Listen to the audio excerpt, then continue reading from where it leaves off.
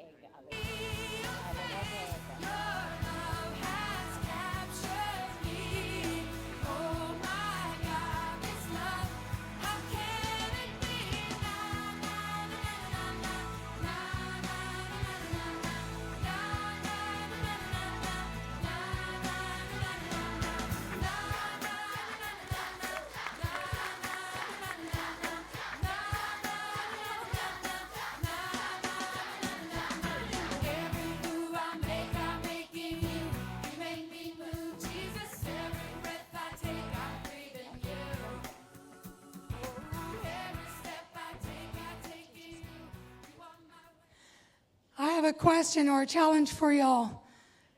Read Isaiah 6:8 and then read it again and let it sink in. Can we all be as bold as the prophet Isaiah as to say, Lord, here am I, send me.